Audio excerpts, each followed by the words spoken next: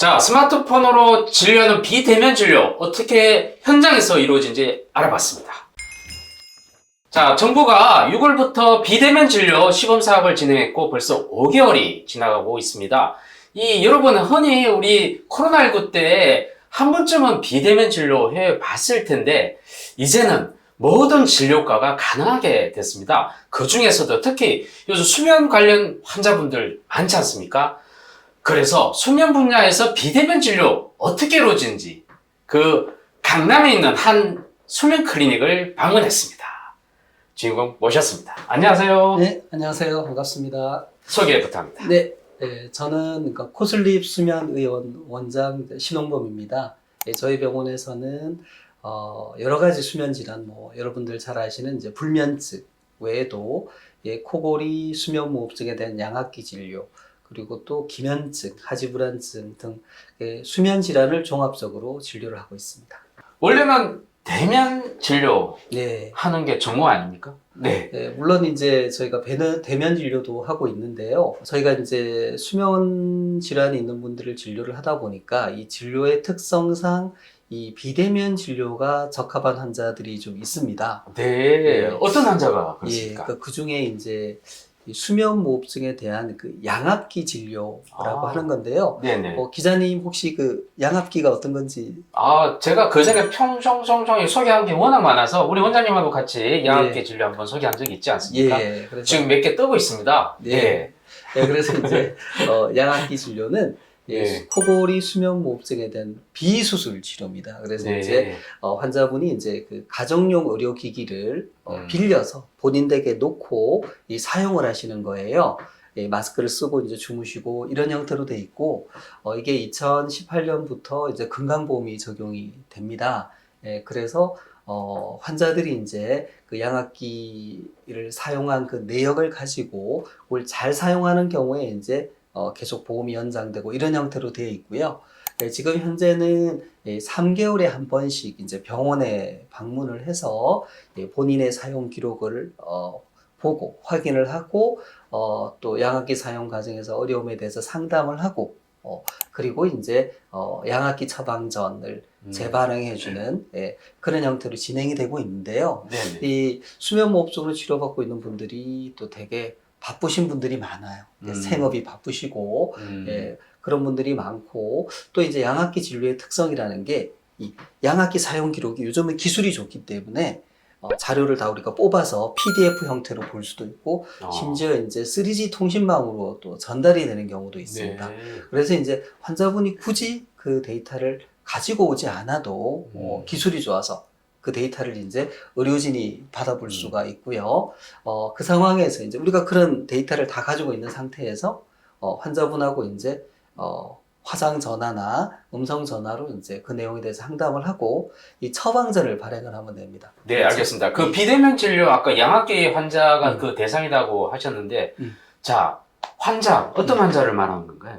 수면무호흡증 수면무호흡증 환자. 치료받고 있는 환자입니다. 그 수면무호흡증 환자에 해당되는 환자는 비대면 진료를 일단 받는 대상이 되는 거군요. 대상이 되는데 네네. 이게 비대면 진료는 이제 무조건 되는 건 아니고요. 네네. 일단 이제 초진은 특별한 경우가 아니면 되지는 않습니다.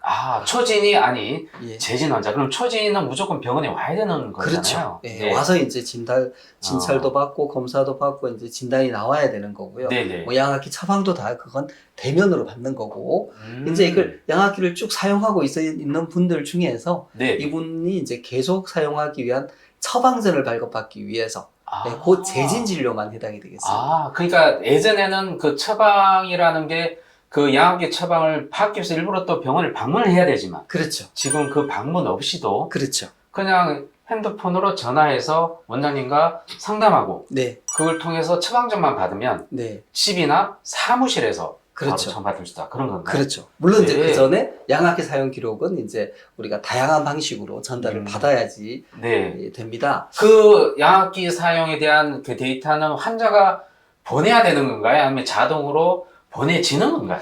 대개는 이제 환자분들이 보내주셔야 되고요. 네. 또 이제 환자분이 이제 동의하시는 경우에 또 음. 기기 종류에 따라서는 이 클라우드 서비스에 있는 데이터를 내려받을 수는 있습니다. 환자가 내려받아서 원장님한테 또 줘야 되는 거군요. 그렇고, 아니 네. 경우에 따라서는 이제 그 양압기를 관리하는 업체가 네. 그 데이터를 내려받아서 이제 전달해 주는 경우도 가능합니다. 예. 아무튼 다양한 신청 방법을 통해서 환자가 좀 더 편리하게 그렇죠. 이용 가능하게 하면 되는 거군요. 네. 네. 근데 이제 또 이게 조금 그 명확히 하기 위해서 이 비대면 진료는 재진이라고 하더라도 대개는 이제 만성 질환의 경우에는 1년 이내에 방문한 기록이 있으면 되고요.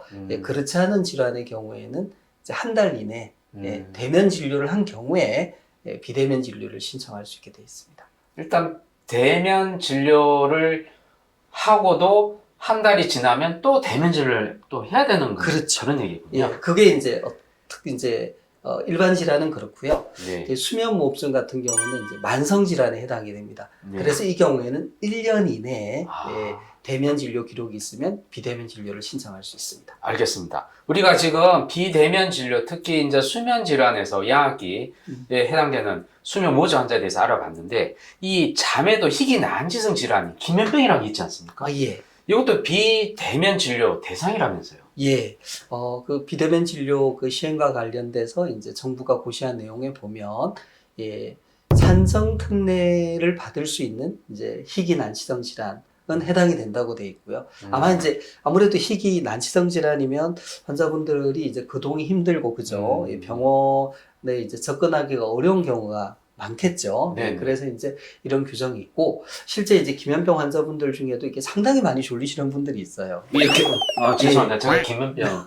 이런 장면에 말 대화하다가 갑자기 그렇죠. 조는 이 예. 기면병이지 않습니까? 그런 분들 중에 네네. 이제 대중교통을 이용하기도 힘듭니다. 그러니까 이제 그렇군요. 지하철에서 내려야 되는데 네네. 그냥 주무셔서 그걸 역을 지나쳐요. 그런 분들 운전도 위험하겠는데. 예, 그러니까 네. 이제 거동이 좀 힘드시거나 네네. 또 역시 또 그분들도 이제 지방에 계시는 분들이 또 많이 있어요. 네네. 저희 이제 클리닉은 이게 조금 특수 클리닉이다 보니까 네네. 저희 병원 그 환자의 뭐 거의 80% 90% 정도가 다 좀 수도권이나 또 이제 지방에 계시는 분들은 그분들이 이렇게 약을 타러 오시는 게 쉬운 일이 아니지 않습니까? 네네. 그래서 이제 그런 분들의 경우에는 아마 그래서 정부가 이걸 열어놓은 것 같아요. 네. 그분들 같은 경우는 비대면 진료 대상입니다. 자, 그래서 우리 비대면 진료를 편리한데, 편리하지만 결국은 환자가 내는 비용이 부담스러우면 하기 힘들 것 같은데, 어떻습니까, 비용은? 예. 그래서 이제 그 시행 규칙에 따르면 재진 진찰료의 한 30%를 더 가산하는 걸로,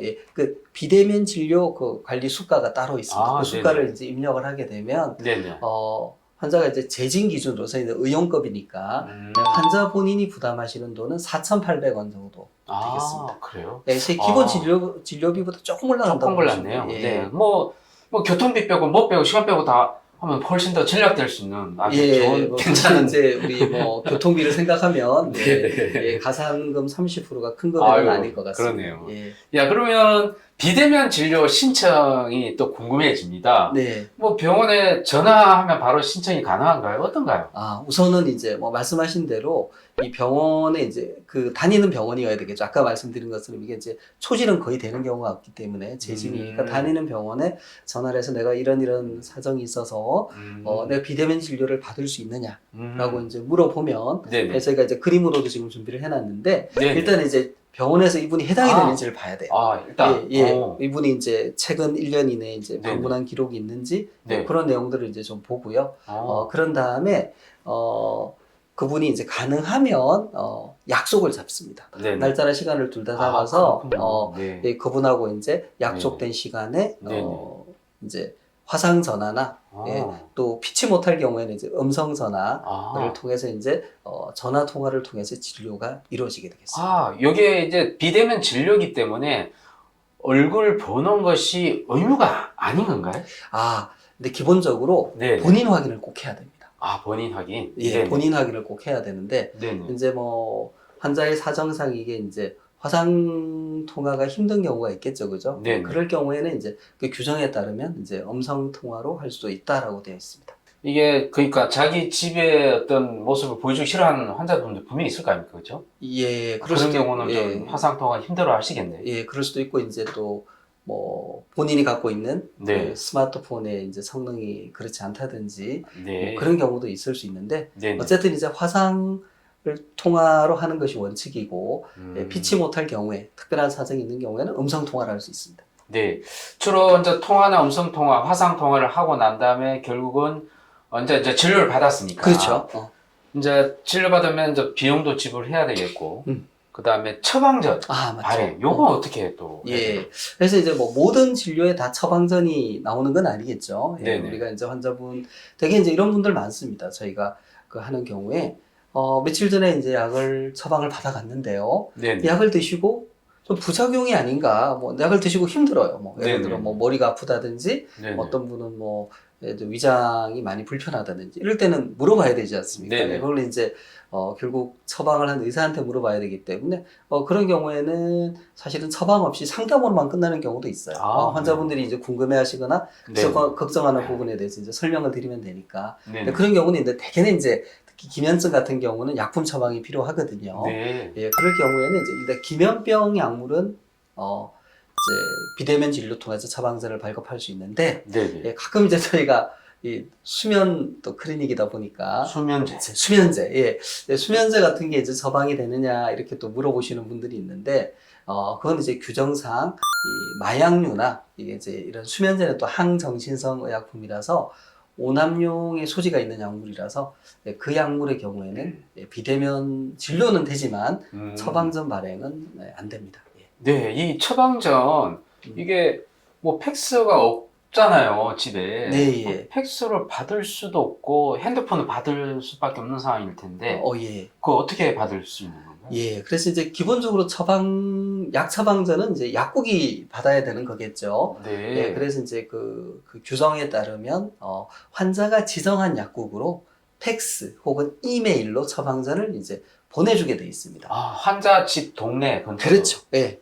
그러면 네. 이제 환자분이 이제 그 약국 근처에 있다가 그 약을 이제 수령을 하게 되기도 하고요. 네네. 뭐 아주 거동이 불편한 경우에는 뭐 약국이 이제 약을 보내주는 그런 서비스를 할 수도 있다고 하는데 이제 그건 약국에서 하는 것이 되겠습니다. 자, 그러면 돈은 어떻게 내는 계좌이체를 하는 건가요? 예, 대부분 이제 어떻든 환자분이 어떤 형태로든 이제 비용을 그러니까 진료비죠. 본인 네. 부담금을 보내주셔야 되고 대개는 이제 병원에서 문자로 계좌를 보내주면 그 계좌로 이제 보내주시게 되고 네네. 경우에 따라 프레폼을 이용하는 경우가 있습니다. 그럴 때는 이제 프레폼 안에서 뭐 신용카드를 이제 연결해 놓으면 결제되는 경우가 있습니다. 아니, 환자가 예, 처방전 다 받고 네, 돈을 안 내면 어떻게? 내면 어떻게? 예, 그래서 이제 그 프레폼 같은 경우에는 네네.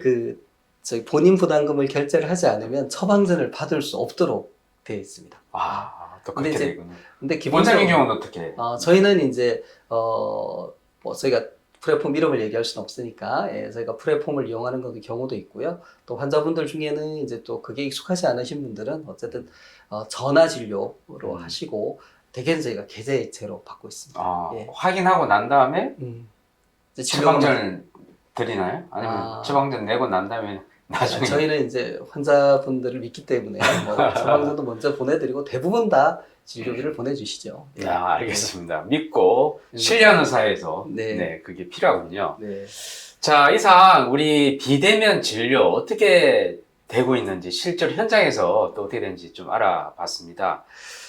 여러분들도 한 번쯤 비대면 진료 한번 감염병이 아닌 다른 일반 질환에 대해서 한번 경험해 보면 좋을 것 같은데요. 이 영상 보고 비대면 진료 궁금한 점이 있으면 댓글을 좀 달아주시면 저나 원장님이 성실성의껏 답변을 드리도록 하겠습니다. 비대면 진료 현장 클리닉 이진환이었습니다. 감사합니다. 네, 감사합니다.